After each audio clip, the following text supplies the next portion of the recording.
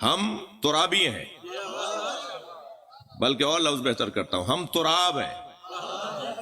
تراب کہتے ہیں خاک کو جو بچھ جاتی ہو، کتنی ہی آندھی چلے، کتنا ہی طوفان چلے، جو مٹی اڑتی ہے نا بالآخر بیٹھتی ہے۔ یہ جو بیٹھ جاتی ہے، جو خاک کا کام ہے بیٹھ جانا۔ حضرت ابن عباس فرماتے ہیں علی کے شیعوں کا لقب ہے تراب، اور علی اپنے شیعوں کی وجہ سے ابو تراب ہے۔ یہ قوم واحد قوم ہے جو علی کے آگے بچتی ہے، بس۔ ہمیں کوئی یا علی مدد کہتا ہے، ہم سارا غصہ ہی ٹھنڈا کر دیتے ہیں۔ ہمیں کوئی مولا کا نام لیتا ہے، ہماری ساری دشمنیاں ختم ہو جاتی ہیں۔ یہ علی مولا کے آگے بچنا نہیں ہے تو کیا ہے؟ ہماری دوستیاں بھی اس بنیاد پر، تو ہم تو مولا کے نام پہ بچنے والے لوگ ہیں۔ ابو تراب یعنی تراب کا مالک، تراب یعنی شیعہ علی۔ توجہ ہے بات کی؟ ویسے مجھے ان لوگوں پہ بڑا تعجب ہے جو دنیا میں علی مولا کو چوتھا مانتے ہیں، اس لیے کہ وہی لوگ آخرت میں پہلا مانتے ہیں۔ جسے آخرت میں پہلا مانتے ہیں اسے دنیا میں پہلا کیوں نہیں مانتے؟ سب کو پتا ہے کہ محشر میں جنت میں وہی جائے گا جس کے ہاتھ میں علی کی لکھی تحریر ہوگی۔ سب حدیثوں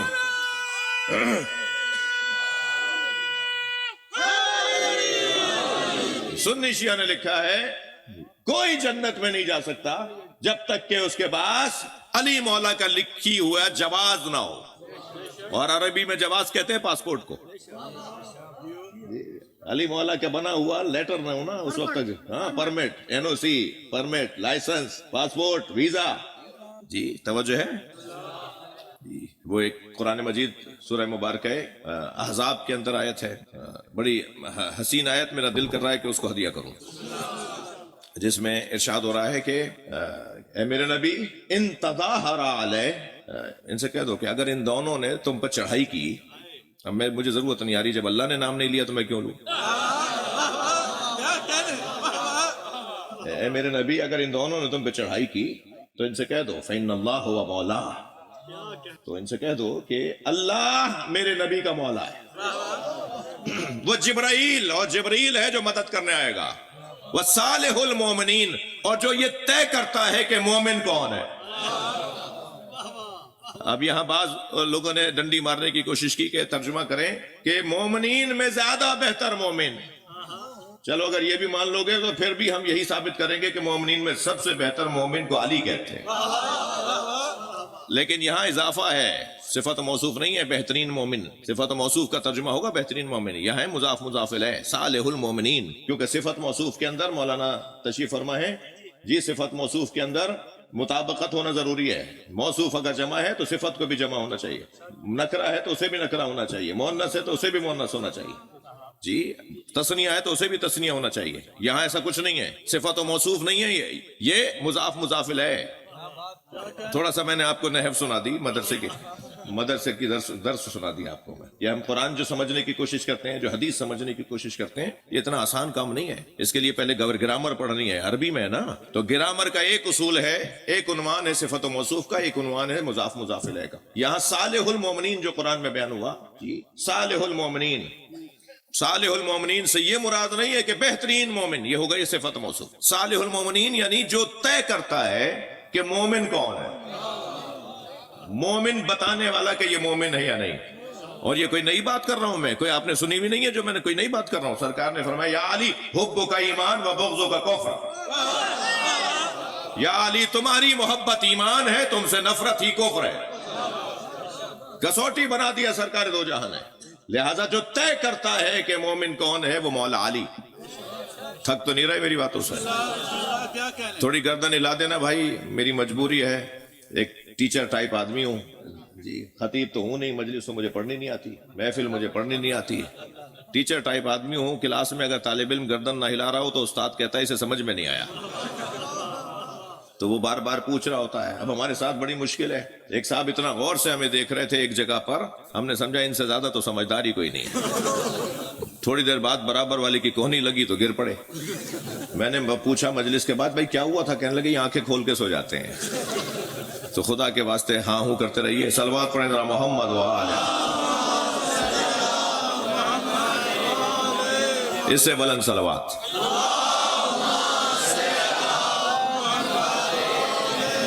میں نے آپ کے سامنے جو مسلسل 4 آیتیں پڑھی ہیں، مختصر ضرور ہیں مگر مکمل ہیں. یہ مرج البحرین یلتقیان، جب 2 بحر آپس میں ملتے ہیں، جی 2 سمندر جب آپس میں ملتے ہیں، عربی میں بحر سمندر کو کہیں گے.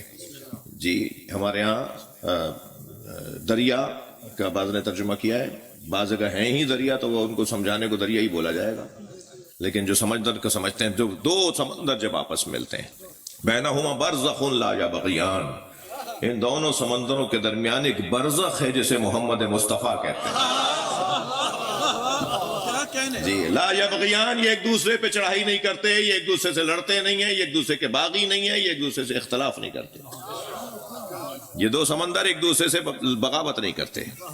بغاوت کے خاندان کا لفظ لا یبغیان، لا یبغی احداہما علی الاخری، ان میں سے ایک دوسرے سے بغاوت نہیں کرتا. یہ ایک دوسرے سے بغاوت نہیں کرتا، یہ خود دلیل عصمت علی و بطول ہے. قرآن پکار کے کہہ رہا ہے. اب اگر کسی بخاری شریف میں لکھا ہوا ہو کہ جناب زہرا اور مولا علی میں تکرار ہوئی اور مولا علی نے جناب زہرا سے ناراضگی کر کے باہر جا کر ایک مٹی پر لیٹ گئے، سرکار آئے، مٹی لگ رہی تھی، کیا ہوا، یہ ساری بات گھڑی بھی باتیں. ٹھیک ہے، ہم بہت واضح طور پر کہتے ہیں جو حدیث قرآن سے ٹکرائے اسے دیوار پہ مار دو. قرآن تو کہہ رہا ہے لا یبغیان، تم کہہ رہے ہو کہ اختلاف ہوا تھا. جی کوئی اس گھرانے میں، ان ہستیوں میں ایک دوسرے سے کوئی بغاوت نہیں. قرآن کہہ رہا ہے، قرآن کی آیت کہہ رہی ہے لا یبغیان. پھر کیا ہے؟ پھر اللہ کہہ رہا ہے ذرا یاد تو کرو میری رحمتوں کو، میری نعمتوں کو.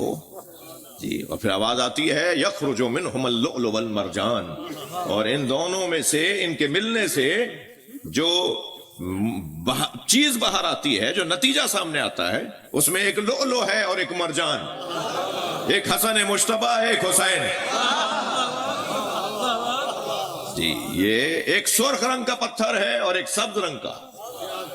لہذا جب بھی ان ہستیوں کے لیے کوئی کپڑا جنت سے آتا تھا، غذائیں جنت سے آتی تھیں، ان رنگوں کا خیال کیا جاتا تھا. جی سرکار امام حسن کا رنگ ہے سبز اور امام حسین کا رنگ ہے سرخ. جب جبریل جنت سے لباس لے کر آئے نا، فرمایا نانا سب کے پاس نئے کپڑوں کی تیاری ہے، کل عید آنے والی ہے، ہمارے کپڑے کہاں ہیں؟ تو جناب زہرا کی آواز آئی تمہارے کپڑے درزی کے پاس ہیں. ہاں یہ گھرانہ کوئی اور گھرانہ ہے. جی یہاں تو ہو جانے کے بعد سچ بولنا مشکل ہے، یہاں یہ جو بول دیتے ہیں وہی سچ ہو جاتا ہے. کوئی کپڑے نہیں تھے کسی درزی کے پاس. مالکہ کائنات نے کہا ہے بھائی، اس کائنات کی مالکہ نے کہا ہے، کہہ دیا کہ درزی کے پاس ہیں، تو اب اللہ درزی بنائے گا. کہا تمہارے کپڑے درزی کے پاس ہیں. روایت کہتی کوئی درزی کے پاس نہیں تھے، گھر میں تو کپڑے سلنے کے لیے وسائل نہیں تھے، مگر حسنین کی خواہش ہوئی ہے. جی ایک مرتبہ سیدہ نے کہہ دیا تمہارے کپڑے درزی کے پاس ہیں. تو جس دن عید کا دن صبح نمودار ہوا، دروازے پہ دستک ہوئی. اندر سے کسی نے پوچھا من الباب، کون ہے دروازے پر؟ آواز آئی انا خیاط الحسنین، میں حسنین کا درزی آیا ہوں. وہ جبریل امین درزی بن کر آ گئے. جی یہی تو منظر تھا جس کے لیے امام حسن نے فرمایا تھا خبردار ہم سے اپنا مقایسہ مت کیا کرو. مولا علی نے ایک جگہ نہج البلاغہ میں فرمایا لا یقاس بآل محمد احد من هذه الامہ، خبردار اس امت کے کسی فرد کو آل محمد کے برابر میں نہ لاؤ. کیف یسوی من جرت نعمتہم، وہ اہل بیت کے برابر کیسے ہو سکتے ہیں جو اہل بیت کے ٹکڑے کھاتے ہوں. بہت فرق ہے میرے عزیزو، بڑا فرق ہے، کوئی مقایسہ ہی نہیں ہے کسی کے ساتھ. لہذا جب شام کا ایک دربار لگا، کہاں؟ مدینے میں. میں ایسے ہی بولتا ہوں، کیا کہنے، کیوں بتاؤں کہ کون تھا شام سے آیا ہوا. شام کا ایک دربار جب مدینے میں لگا تو امام حسن آخر میں تشریف لائے اور آ کر آپ خاموش بیٹھے تو اصرار بڑھا کے کچھ فرمائیں. حضرت نے فرمایا مجلس، مجمع، یہ اجتماع متحمل نہیں ہے میرے خطاب کا. ہاں میں بولوں گا تو پھر کوئی پریشانی بڑھے گی.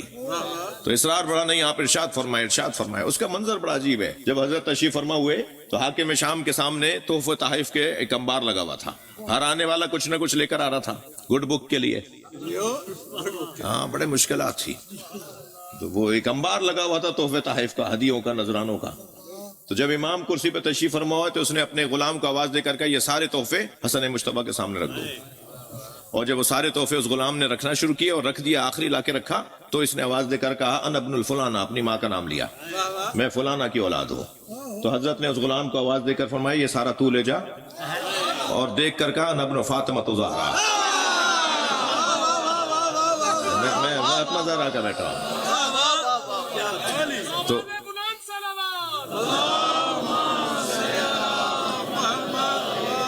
اس وقت حضرت نے جو خطاب ارشاد فرمایا اس میں حضرت فرماتے ہیں بڑا حسین، بڑا منفرد خطاب ہے۔ اور یہ جو روایت میں عزیزو آپ کو پیش کر رہا ہوں، یعنی میں اور آپ اس روایت کی خدمت میں جا رہے ہیں، وہ روایت مستند ترین روایت جسے شیخ صدوق لکھ دیں۔ ہمارے علماء میں بہت زیادہ وہ بال کی کھال اتارنے والے عالم تھے، جی بال کی کھال اتارتے تھے، اتنا ایک ایک چیز کو پرکھتے تھے کہ یہ حدیث بھی ہے یا نہیں۔ وہ اگر اپنی کتاب میں لکھ دیں تو پھر کیا کہتے ہیں آپ۔ شیخ صدوق رحمۃ اللہ علیہ وہ اس روایت کو لکھتے ہیں کہ حضرت تشریف فرما ہوا، حضرت نے اپنے کمالات کو بیان کرتے ہوئے فرمایا کہ لو شئت لجعلت عراق شاما و شاما عراقا، جنوبا شمالا شمالا جنوبا، میں چاہوں تو عراق کو شام بنا دوں، شام کو عراق بنا دوں، میں چاہوں تو جنوب کو شمال بنا دوں، شمال کو جنوب بنا دوں۔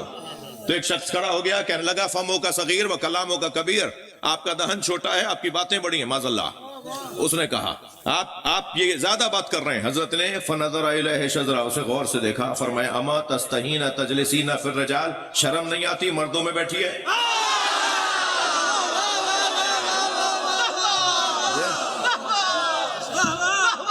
ایک مرتبہ وہ مرد عورت اور اس کا وجود ہی بدلنا شروع ہو گیا، تو اسے تو شرم آنے لگی، اٹھنے لگا۔ جب جانے لگا تو امام کی آواز آئی، سن، وہ جو تیری بیوی تھی وہ تیرا شوہر ہو گئی۔ اب میں مولا سے ہاتھ جوڑ کر کہوں مولا بدتمیزی تو اس نے کی تھی، اس کا کیا قصور ہے؟ بھئی بے ادبی تو اس نے کی تھی، آپ کو جلال آیا، آپ قہر الہی بن گئے اور آپ نے اس کو سزا دے دی، اس کی بیوی کا کیا قصور ہے؟ بھئی توجہ چاہوں گا، جس شخص نے غدیر کے میدان میں نبی پر اعتراض اٹھایا تھا کہ یہ آپ نے جو اپنے بھائی علی کی ولایت کا اعلان کیا ہے، یہ آپ نے اپنی طرف سے کیا ہے یا اللہ کی طرف سے؟ تو سرکار نے فرمایا میں تو کوئی بات ہی نہیں کرتا، مگر بولتا ہوں تو وہی کے مطابق بولتا ہوں، یہ میں نے اللہ کی طرف سے حکم سنایا ہے تمہیں۔ تو کہنے لگا اگر اللہ ہی نے کہا ہے تو پھر اللہ سے کہو کہ پتھر نازل ہو جو مجھے مار ڈالے۔ عزیزو بغض علی کا بیمار عذاب ہی مانگتا ہے۔ مجھے آپ ذرا تاریخ کا صفحہ پڑھنے دیجئے کہ ایک مرتبہ عذاب آیا، ایک پتھر آیا اور اس کی بالکل سر کے درمیان میں آ کے وہ پتھر کنکر لگا، پورے وجود کو چیرتا ہوا، اونٹنی کی کمر کو توڑتا ہوا، اونٹنی پہ بیٹھا تھا وہ، یہ اونٹنی کی کمر کو توڑتا ہوا زمین میں سوراخ کرتا چلا گیا۔ تو میں ہاتھ جوڑ کر کہوں نبی کی بارگاہ میں یا رسول اللہ بدتمیزی تو اس اونٹنی سوار نے کی تھی، یہ اونٹنی کی کمر کیوں ٹوٹ گئی؟